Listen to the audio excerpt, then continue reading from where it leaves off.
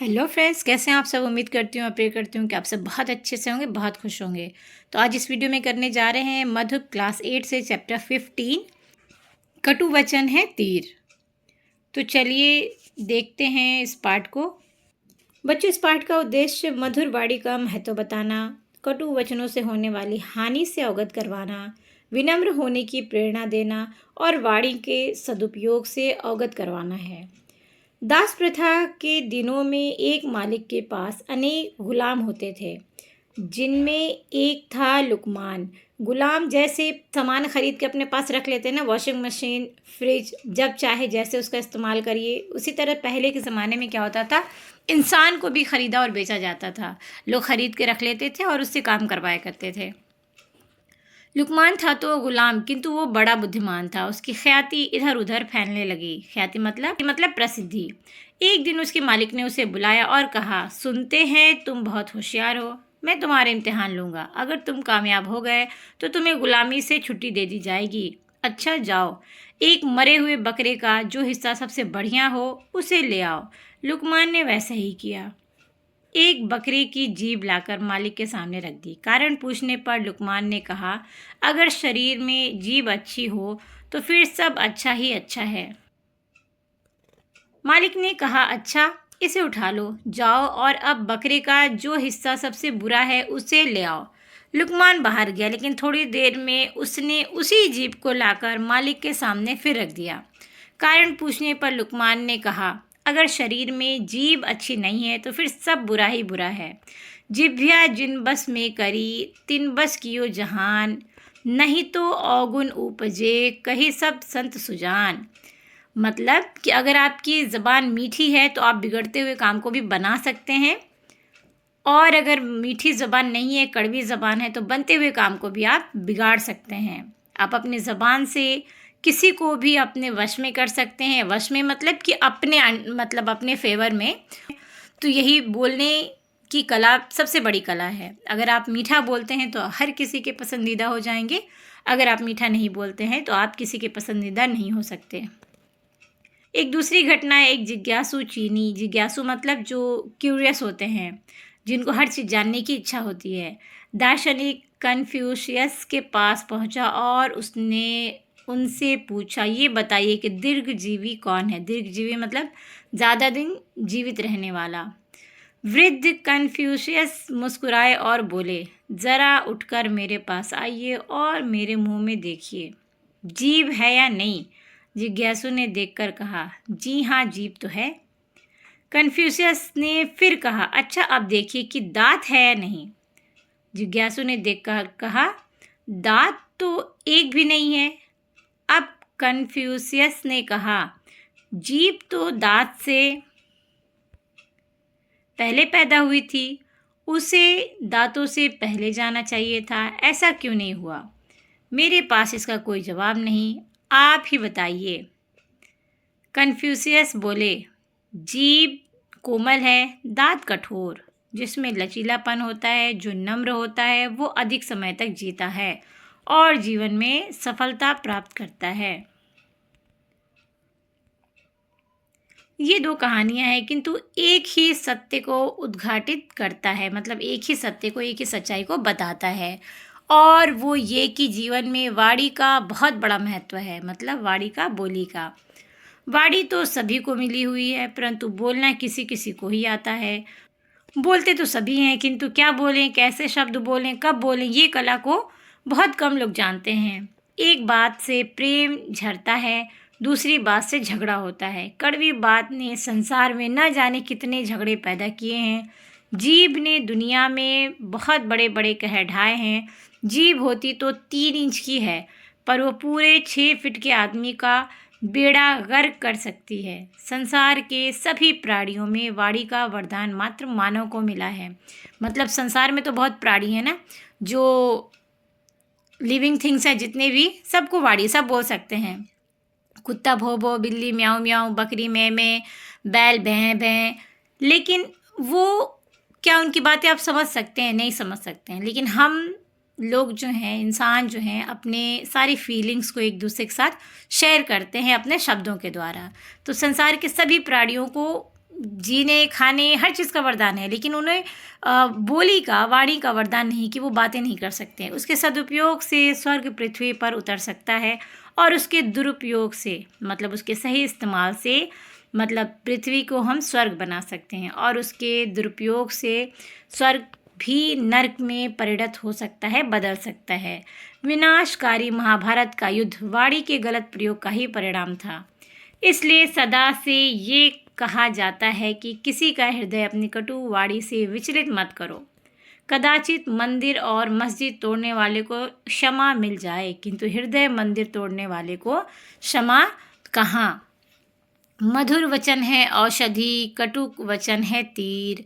श्रवण द्वार हैवे संचरे, साले सकल शरीर।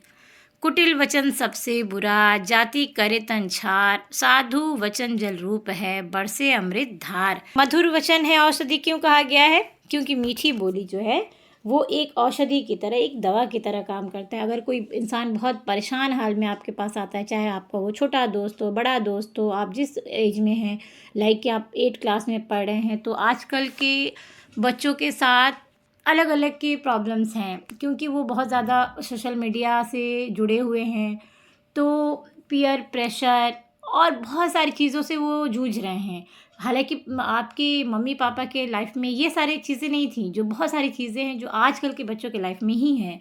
तो किसी भी तरह की कोई भी प्रॉब्लम अगर आपका दोस्त आपसे शेयर कर रहा है, तो अगर आपने उसको सही मशवरा दिया जिससे उसको फ़ायदा पहुँचे, समाज क्या सोच रहा है, परिवार क्या सोच रहा है, आपका क्या भला होगा, उसके दोस्तों का क्या भला होगा, उसके दुश्मन का क्या भला होगा, ये सब छोड़ के आप अगर उसके भला का सोच के और आपने अच्छा सजेशन दिया जिससे उसका मन जो है वो हल्का हो गया, शांत हो गया, स्थिर हो गया और उसकी परेशानी दूर हो गई, तो वो जो आपकी वाणी है, जो आपके जो मधुर वचन है, वो औषधि की तरह, दवा की तरह काम करते हैं। कटु वचन है तीर। और अगर कोई भी, आप एक बार सोच के देखिए, कोई भी अगर आपको बुरे तरीके से ट्रीट कर रहा है, आपको बदज़बानी कर रहा है, बुरे शब्द का प्रयोग कर रहा है, तो वो आपको तीर जैसे लगते हैं। उसी तरह कहा गया है कुटिल वचन सबसे बुरा, जिसमें चालाकी हो, पॉलिटिक्स हो, वो वचन जो है वो सबसे बुरा होता है, जो शरीर को चीर के रख देता है, घायल कर देता है, नुकसान पहुंचाता है मेंटली। साधु वचन जल रूप है, बरसे अमृत धार। और कहा गया है कि जैसे साधु लोग बोलते हैं ना बड़े प्यार से, देखो साधु लोग वो होते हैं, साधु संत फकीर वो होते हैं पहले के। अब के तो बड़े ढोंगी हो रहे हैं और बहुत ही प्रोफेशनल होते हैं, जो बनावटी दिखावटी होते हैं। जो एक्चुअल में जो साधु संत और फ़कीर होते हैं, उन्हें कुछ नहीं चाहिए होता है, वो सिर्फ प्यार देते हैं, प्यार लेते हैं और वो ईश्वर और परमात्मा के भक्ति में लीन रहते हैं। दुनिया की किसी चीज़ से उनको कोई मतलब नहीं होता है। तो वो क्या करते हैं, वो बहुत प्यार से, आराम से और अच्छे से बोलते हैं सबसे। तो उनकी जो बातें हैं वो अमृत की धार की तरह है, ये बताया गया है। चलिए एक और नया किस्सा देखेंगे। इसमें स्वर्गीय श्री लाल बहादुर शास्त्री अपने विनम्र स्वभाव और मधुर वाणी के लिए प्रसिद्ध थे। प्रयाग में एक दिन, प्रयाग मतलब इलाहाबाद, एक दिन उनके घर पर किसी नौकर से कोई काम बिगड़ गया। श्रीमती शास्त्री का क्रोध में आना स्वाभाविक था। उन्होंने नौकर को बहुत डांटा और उसके साथ सख्ती से पेश आईं।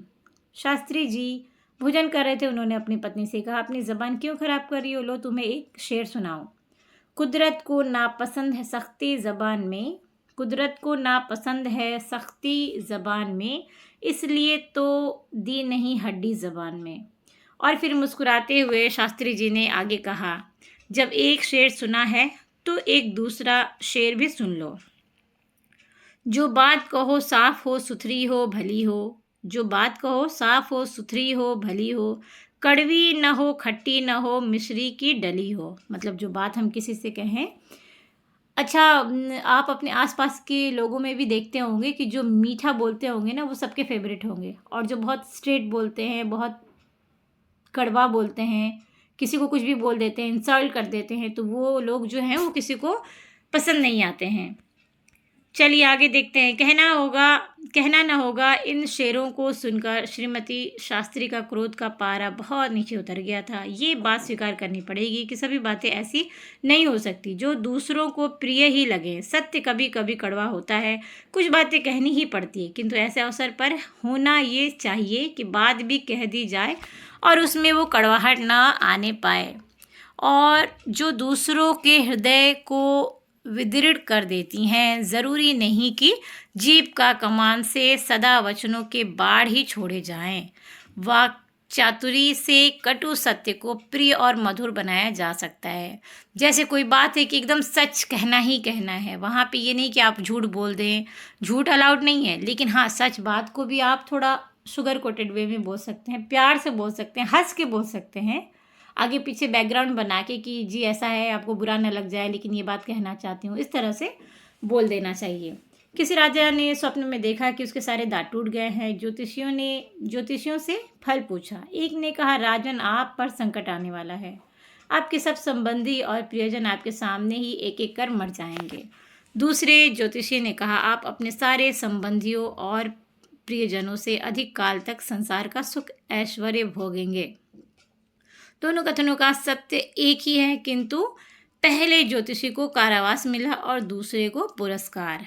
देखिए, एक ही बात कहा कि आपके सामने आपके सारे सगे संबंधी जो हैं वो मर जाएंगे, आप ज़्यादा दिन जिंदा रहेंगे, और उसी बात को दूसरे ज्योतिषी ने कितने अच्छे से कहा कि आप अपने सारे संबंधियों और प्रियजनों से अधिक काल तक संसार में सुख और ऐश्वर्य भोगेंगे।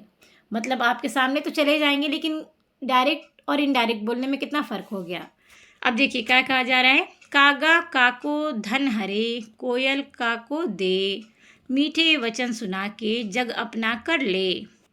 कौवे के पास जो है वही देगा, कोयल क्या करेगी, कूक देगी, और मीठे वचन सुना के जग अपना कर ले। अगर आप मीठे बोल बोलें तो पूरे जग को अपना कर सकते हैं। सुबह सुबह बुलबुल ना ताज़े खिले फूल से कहा, अभिमानी फूल इतरा मत, इस बाग में तेरे जैसे बहुत फूल खिल चुके हैं। फूल ने हंसकर कहा, मैं सच्ची बात पर नाराज़ नहीं होता, पर एक बात यह है कि कोई भी प्रेमी अपने प्रिय से कड़वी बात नहीं कहता।